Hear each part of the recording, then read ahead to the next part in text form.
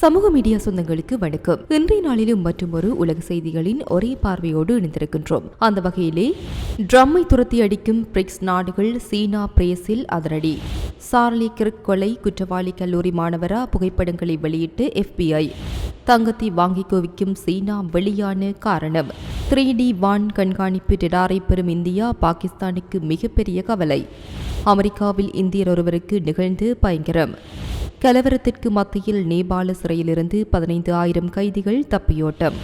அமெரிக்காவிற்கும் சீனாவிற்கும் இடையே பிரச்சனைகள் இருந்து வருகின்றன. ட்ரம்ப் அதிபரான பிறகு இந்த பிரச்சனை இன்னும் அதிகரித்துள்ளது. இரு நாடுகள் இடையேயான உறவு கொதி நிலையில் உள்ளது. இப்படியான சூழலில்தான் பிரிக்ஸ் அமைப்பில் உறுப்பினராக இருக்கும் சீனாவும் பிரேசிலும் சேர்ந்து முக்கிய ஒப்பந்தம் செய்துள்ளது. இதன் மூலம் அமெரிக்காவிற்கு ரூபாய் 10,545 கோடி இழப்பு ஏற்பட்டுள்ளது. இது அமெரிக்க அதிபர் டொனால்டு ட்ரம்புக்கு அழுத்தத்தை ஏற்படுத்தியுள்ளது. ட்ரம்ப் அதிபரானதுமே சீனாவிற்கு 145% வரிகளை விதித்தார். பதிலுக்கு சீனாவும் அமெரிக்காவிற்கு 135% வரிகளை விதித்தது. இதனையடுத்து இரு நாடுகள் இடையே நடந்த பேச்சுவார்த்தையில் வரி விதிப்பு தற்காலிகமாக நிறுத்தி வைக்கப்பட்டது. அமெரிக்கா சார்பில் சீனாவிற்கு 30% வரிகள் மட்டுமே அமுல்படுத்தப்பட்டுள்ளது. இதனால் சீனா கடும் சீற்றத்தில் உள்ளது. மேலும் எப்போது வேண்டுமானாலும் சீனா மீது கூடுதல் வரிகளை டொனால்டு ட்ரம்ப் கொண்டு வரலாம். இதனால் இரு நாடுகள் இடையேயான உறவு கொதி நிலையில் தான் உள்ளது. எப்போது வேண்டுமானாலும் இரு நாடுகளிடையே வர்த்தக போர் வெடிக்கலாம். டொனால்டு ட்ரம்பின் இந்த வரி விதிப்புக்கு சீனாவும் பதிலடி கொடுத்து வருகிறது. தங்களிடமிருந்து அமெரிக்கா செல்லும் அரிய வகை கனிமங்களை குறைப்பது, அமெரிக்காவிலிருந்து வரும் இறக்குமதியை குறைப்பது உள்ளிட்ட வேலைகளையும் சீனா மேற்கொண்டு வருகின்றது. இதனால் தான் ட்ரம்ப் சீனாவிடம் கொஞ்சம் அடங்கி போகின்றது. ஆனாலும் ட்ரம்பை தொடர்ந்து பழி தீர்க்கும் பணிகளில் சீனா ஈடுபட்டு வருகின்றது. அந்த வகையில் பிரிக்ஸ் கூட்டமைப்பில் உள்ள சீனாவும் பிரேசிலும் சேர்ந்து ட்ரம்பை கதறவிட்டு வருகின்றன. ஏற்கனவே அமெரிக்காவின் சோயாபீன் ஏற்றுமதிக்கு சீனா தான் பிரதான சந்தையாக இருந்தது. ஆனால் சீனா அமெரிக்காவிற்கு பதில் பிரேசிலிடமிருந்து சோயாபீன் இறக்குமதி செய்து வருகின்றது. இது அமெரிக்காவின் சோயாபீன் வர்த்தகத்தை பெருமளவில் பாதித்துள்ளது. இதற்கு அடுத்த கட்டமாக இப்போதும் சீனாவும் பிரேசிலும் கைகோர்த்துள்ளன. இந்த முறை அமெரிக்காவின் சோள வர்த்தகத்திற்கு செக் வைக்கப்பட்டுள்ளது. அமெரிக்காவில் இருந்து சீனாவிற்கு ஆண்டுதோறும் சோளம் அதிகளவில் ஏற்றுமதி செய்யப்படுகின்றது. கடந்த 2024 ஆண்டில் அமெரிக்காவிடமிருந்து சீனா மொத்தம் ரூபாய் 10,545 கோடிக்கு சோளத்தை இறக்குமதி செய்தது. ஆனால் ட்ரம்ப் அதிபர் தேர்தலில் வெற்றி பெற்ற பிறகு சோள இறக்குமதியை சீனா குறைக்க தொடங்கியது. கடந்த ஜனவரி மாதம் முதல் ஜூலை மாதம் வரை அமெரிக்காவிடமிருந்து சீனா வரும் 82,323 மெட்ரிக் டன் அளவிற்கு மட்டுமே சோளத்தை இறக்குமதி செய்துள்ளது. கடந்த ஆண்டு இதே காலகட்டத்தில் அமெரிக்காவிடமிருந்து சீனா 1.4 மில்லியன் மெட்ரிக் டன் அளவிற்கு சோளம் இறக்குமதி செய்த நிலையில் அதனை இப்போது குறைத்துள்ளது. இது கடந்த ஆண்டை ஒப்பிடும்போது 97% குறைவாகும். அமெரிக்காவிற்கு பதில் சீனா, ஆஸ்திரேலியா, அர்ஜென்டினா என்பன கனடாவிடமிருந்து சோளம் வாங்கி வருகின்றது. இப்போது புதிதாக பிரேசிலிடமிருந்து சோளம் வாங்க சீனா முடிவு செய்துள்ளது. பிரேசிலை எடுத்துக்கொண்டால் கடந்த 2023 மற்றும் 2024 காலகட்டத்தில் 4.4 மில்லியன் மெட்ரிக் டன் அளவிற்கு சோளம் உற்பத்தி செய்யப்பட்டது. இதில் 1% மட்டுமே பிரேசில் ஏற்றுமதி செய்தது. இப்போது சீனாவுடனான டீலால் அதிகப்படியான சோளத்தை அங்கு ஏற்றுமதி செய்ய உள்ளது. இன்னும் 60 நாட்களில் பிரேசில் சோளம் சீனாவிற்கு செல்ல உள்ளது. இதனால் இனி சீனா அமெரிக்காவிடமிருந்து சோளம் வாங்காது என்று கூறப்படுகிறது. இது அமெரிக்காவிற்கு பெரும் சிக்கலை ஏற்படுத்த உள்ளது. ஏனென்றால் அமெரிக்கா ஆண்டுக்கு 8.07 மெட்ரிக் டன் அளவிற்கு சோளம் உற்பத்தி செய்கிறது. இதில் 1.4 மெட்ரிக் டன் வரை சீனா வாங்கியது. இப்போது சீனா, பிரேசில் உட்பட பிற நாடுகளிடம் வாங்குவதால் அமெரிக்க விவசாயிகள் மாற்று மார்க்கெட்டை நோக்கி செல்ல வேண்டிய கட்டாயம் ஏற்பட்டுள்ளது. இது பற்றி அமெரிக்காக்கான கன்சாஸ் பகுதியை சேர்ந்த விளைபொருள் உற்பத்தியாளர் கிரேக் மீக்கர் கூறுகையில், பிரேசிலிடமிருந்து சீனா சோளம் வாங்குவது அமெரிக்க விவசாயிகளை அதிகமாக பாதிக்கும். குறிப்பாக கடந்த 15 ஆண்டுகளாக அமெரிக்காவின் சோள விவசாயிகள் சீன மார்க்கெட்டை நம்பி விவசாயம் செய்து வருகின்றோம். சீனா நம்பகமான பங்குதாரராக இருந்தது. இப்போது சீனா பிரேசில் பக்கம் சாய்ந்தது எங்களுக்கு நம்ப முடியாத பெரும் தாக்கத்தை ஏற்படுத்தும். இதனை நாங்கள் எளிதாக கடந்து செல்ல முடியாது என்று கதறியுள்ளார். இது வருங்காலத்தில் ட்ரம்புக்கு பெரும் சிக்கலை ஏற்படுத்த உள்ளது. அமெரிக்காவில் சோள விவசாயிகள் ட்ரம்புக்கு எதிராக திரும்பலாம். இது பற்றி பிரேசில் விவசாய அமைச்சகத்தின் அமைச்சகத்தின் அதிகாரிகள் கூறுகையில் பிரேசில் சோளத்திற்கு சீனா ஒப்புதல் வழங்கியுள்ளது. இதனால் இந்த ஆண்டு முதல் அமெரிக்காவுக்கு மாற்றாக பிரேசிலிலிருந்து சீனாவிற்கு சோளம் அனுப்பி வைக்கப்படும் என்று தெரிவித்துள்ளனர்.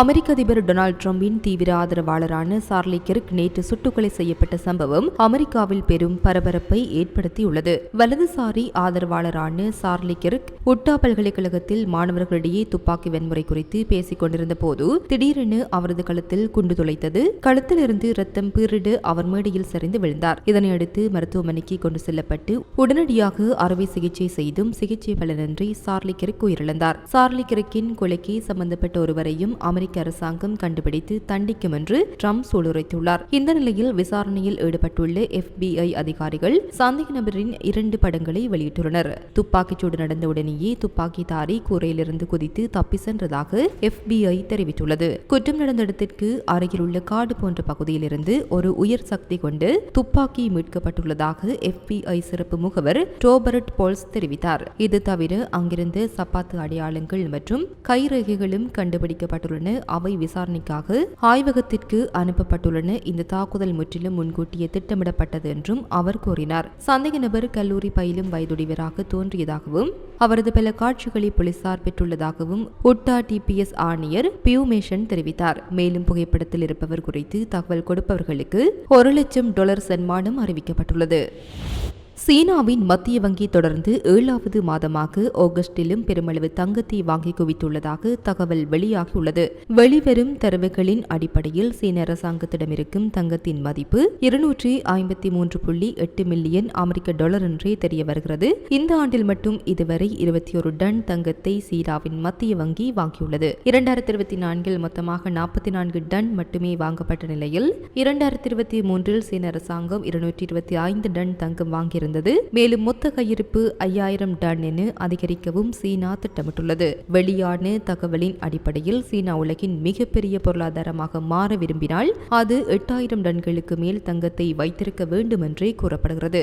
ஆனால் சீனாவிடம் தற்போது 2300.4 டன் தங்கம் மட்டுமே கையிருப்பில் உள்ளது. கடந்த 2009 சீனா குறைந்தபட்சம் 5000 டன் தங்கத்தையாவது கையிருப்பு வைத்துக் கொள்ள வேண்டும் என முன்னாள் சீன தங்க சங்கத்தின் துணை பொதுச் செயலாளர் கூறியிருந்தார். இந்த இலக்கை சீனா எட்டினால் உலகில் அதிக தங்கம் கையிருப்பு வைத்திருக்கும் 2வது நாடாக அறியப்படும். முதலிடத்தில் இருக்கும் அமெரிக்கா மொத்தம் 8133.5 டன் தங்கம் கையிருப்பு வைத்துள்ளது. கடந்த 25 ஆண்டுகளாக அமெரிக்காவிடம் இருக்கும் தங்கத்தின் கையிருப்பு பெருமளவு மாற்றம் எதையும் பதிவு செய்யவில்லை. 2வது இடத்தில் இருக்கும் ஜெர்மனியிடம் 3350 டன் தங்கம் உள்ளது. இத்தாலி 2452 டன், நாட்டில் தங்க சுரங்கம் என எதுவும் இல்லாத பிரான்சிடம் 2437 டன் தங்கம் இருக்கின்றது.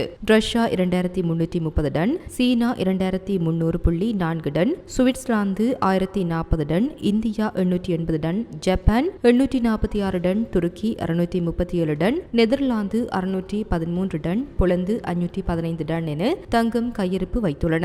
மேலும் 2023 முதல் சீனாவும் போலந்தும் மிக அதிகமாக தங்கம் வாங்கி குவித்து வருகின்றனர். போலந்து மட்டும் 2023 முதல் இதுவரை 287 டன் தங்கம் வாங்கி குவித்துள்ளது. மிக விரைவில் அடுத்த 10 ஆண்டுகளில் சீனா 8000 டன் தங்கம் என்ற இலக்கை எளிதாக தாண்டும் என்றே ஆய்வாளர்கள் நம்புகின்றனர். சீனாவின் ஒட்டுமொத்த அந்நிய செலவாணி இருப்பு $3.6 டிரில்லியன் உள்ளது. இதில் தங்கம் சுமார் 7% பங்களிக்கின்றது. இது உலக சராசரியான 22% விட மிக குறைவு என்பது குறிப்பிடத்தக்கது.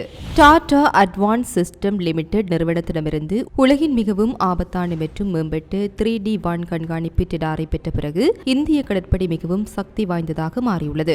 லான்சா என் பெயர் கொண்டு இந்த டெடார் ஸ்பானிஷ் நிறுவனமான இந்திராவால் வடிவமைக்கப்பட்டுள்ளது. டாடா அட்வான்ஸ் சிஸ்டம்ஸ் இந்திரா நிறுவனத்தின் தொழில்நுட்ப ஒத்துழைப்புடன் முதல் 3D வான் கண்காணிப்பு டெடார் லான்சா என் இந்திய கடற்படை போர்க்கப்பலில் வெற்றிகரமாக தயாரித்து வழங்கி இயக்கிய முதல் இந்திய நிறுவனமாக மாறியுள்ளது. லான்சா என் என்பது திடநிலை, நடுத்தர மற்றும் நீண்ட தூர டெடார் ஆகும். இது வான் பாதுகாப்பு மற்றும் ஏவுகணை எதிர்ப்பு நடவடிக்கைகளுக்காக சிறப்பாக வடிவமைக்கப்பட்டுள்ளது. இந்த அமைப்பின் மூலம் எதிரி ட்ரோன்கள், சூப்பர்சோனிக் போர் விமானங்கள், கதிர்வீச்சு எதிர்ப்பு ஏவுகணைகள் மற்றும் கடற்படை தளங்களை பிடிக்க முடியும். லான்சா என் பென்சில் கற்றை கட்டமைப்பை அடிப்படையாக கொண்ட ஒரு 3D முதன்மை கண்காணிப்பு டெடாரை ஒருங்கிணைக்கிறது. இது நடுத்தர மற்றும் நீண்ட தூர சிக்னல்களை வழங்குகிறது. அமெரிக்காவில் இந்தியர் ஒருவர் அவரிடம் வேலை செய்யும் ஊழியர் ஒருவரால் கொடூரமாக வெட்டிக் கொல்லப்பட்ட சம்பவம் கடும் அதிர்ச்சியை உருவாக்கியுள்ளது. அமெரிக்காவின் டெக்சாஸ் மாகாணத்தில் உள்ள டாலஸ் நகரில் ஹோட்டல் ஒன்றை நடத்தி வருகின்றார் இந்தியரான சந்திர நாகமல்லையா. நேற்று முன்தினம் புதன்கிழமை நாகமல்லையாவுக்கும் கோபோஸ் மார்டினேஸ் என்னும் அவரிடம் வேலை செய்யும் ஊழியருக்கும் ஏதோ வாக்குவாதம் ஏற்பட்டுள்ளது. பழுதான வாஷிங் மெஷின் ஒன்றை பயன்படுத்த வேண்டாம் என நாகமல்லையா கோபோஷிடம் கூறியுள்ளார். ஆனால் நேரடியாக கோபோஷிடம் பேசாமல் மற்றொரு ஊழியரை அழைத்து அவரிடம் அந்த வாஷிங் மெஷின் குறித்து சொல்லி அதை கோபோஷுக்கு மொழிபெயர்க்க கூறியுள்ளார் நாகமல்லையா. அதனையடுத்து தன்னிடம் நேரடியாக பேசாமல் மற்றொருவரிடம் சொல்லி அதை மொழிபெயர்க்க சொன்னதால் ஆத்திரமடைந்த கோபோஸ் பட்டா கத்தி ஒன்றை எடுத்துக்கொண்டு நாகமல்லையாவை துரத்தியுள்ளார். நாகமல்லையாவின் மனைவியும் 18 வயது மகனும் கோபோஸை தடுக்க முயன்றும் கேட்காமல் தப்பியோட முயன்று நாகமல்லையாவை பல முறை தாக்கி அவரது தலையை வெட்டியுள்ளார். ஊடகங்களில் வெளியிட இயலாத அளவிற்கு பயங்கரமாக காட்சியளிக்கும் வீடியோ ஒன்றில் கோபோஸ் நாகமல்லையாவின் தலையை காலால் எட்டி உதைக்கும் காட்சிகளும் பின் அந்த தலையை கையில் எடுத்துக்கொண்டு குப்பை தொட்டியை நோக்கி செல்லும் காட்சிகளும் இடம்பெற்று திகிலை உருவாக்கியுள்ளதாகவும் கூறப்படுகிறது. நாகமல்லையாவின் பயங்கர மரணம் குறித்து சமூக ஊடகமான எக்ஸில் செய்தி ஒன்றை வெளியிட்டுள்ள இந்திய தூதரகம் அவரது குடும்பத்தினருக்கு ஆழ்ந்த இரங்கலை தெரிவித்துக் கொண்டுள்ளதுடன் அவரின் குடும்பத்தினருக்கு தேவையான உதவிகளை செய்வதாகவும் தெரிவித்துள்ளது. கோபோஸ் கைது செய்யப்பட்டுள்ள நிலையில் அவர் மீது கொலை குற்றச்சாட்டு பதிவு செய்யப்பட்டுள்ளது. இந்த பயங்கர சம்பவம் அமெரிக்காவில் வாழும் இந்தியர்கள் மற்றும் அவர்களுடைய உறவினர்களிடையே கடும் அதிர்ச்சியை உருவாக்கியுள்ளது. இந்தியாவின் அண்டை நாடுகளில் ஒன்றான நேபாளத்தில் ஆட்சியாளர்கள் மீதான ஊழல் குற்றச்சாட்டுகள் அந்த நாட்டின் குடிமக்கள் மத்தியில் பெரும் கோபத்தை ஏற்படுத்தியிருந்தது. இது தொடர்பாக சமூக வலைதளங்களில் ஊழல் ஒழிப்பு பிரச்சாரங்களை மேற்கொண்டு வந்தனர். மந்திரிகள் மற்றும் ஆளும் வர்த்தகத்தினரின் வாரிசுகளின் ஆடம்பர வாழ்க்கை தொடர்பான புகைப்படங்கள் மற்றும் வீடியோக்களை சமூக வலைதளங்களில் வெளியிட்டு கேள்வி எழுப்பி வந்தனர். இது நேபாள அரசுக்கு நெருக்கடியை ஏற்படுத்தி வந்த நிலையில் பதிவு செய்யாத சமூக வலைதளங்களை நேபாள அரசு கடந்த 4ஆம் தேதி நள்ளிரவு முதல் தடை செய்தது. இது இளம் தலைமுறையினர் மத்தியில் மேலும் கொந்தளிப்பை ஏற்படுத்தியது. இதனால் மாணவர்கள் இளைஞர்களை கொண்டு இளம் தலைமுறையினர் தலைநகர் காத்மாண்டுவில் கடந்த 8ஆம் தேதி ஆயிரக்கணக்கில் கூடி நாடாளுமன்றத்தை முற்றுகையிட்டனர். ஆட்சியாளர்களின் ஊழல் மற்றும் சமூக வலைதள தடையை கண்டித்து அவர்கள் நடத்திய இந்த போராட்டத்தில் பெரும் வன்முறை வெடித்தது. போலீசார் தடியடி கண்ணீர் புகை குண்டுவீச்சு நடத்தியும் போராட்டத்தை கட்டுப்படுத்த முடியாததால் துப்பாக்கிச்சூடு நடத்தினர். இதில் 19 பேர் கொல்லப்பட்டனர். பாதுகாப்பு படையினர் உட்பட 300க்கும் மேற்பட்டோர் காயமடைந்தனர். இதனையடுத்து தலைநகரின் பல பகுதிகளில் ஊரடங்கு அமுல்படுத்தப்பட்டு ராணுவம் குவிக்கப்பட்டது. இந்த போராட்டம் வன்முறையை தொடர்ந்து உள்துறை மந்திரி ரமேஷ் லோகாக் ராஜினாமா செய்தார். அத்துடன் போராட்டக்காரர்களின் கோபத்தை தணிப்பதற்காக சமூக வலைதளங்கள் மீதான தடையும் விலக்கிக் கொள்ளப்பட்டது.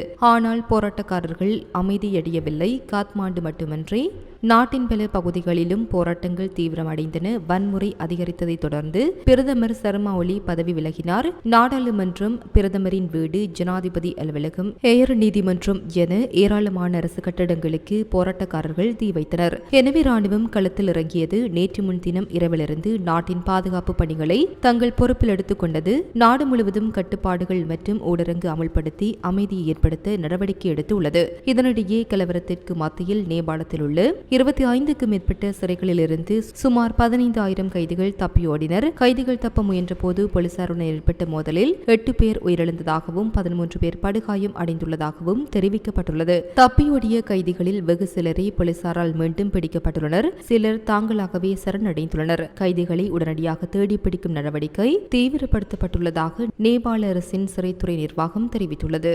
இத்துடன் சமூக மீடியாவின் உலக செய்திகளின் ஒரே பார்வை நிறைவு பெறுகின்றது. இது குறித்ததான உங்களுடைய கருத்துக்களை கமெண்ட் வாயிலாக தெரிவிக்கலாம்.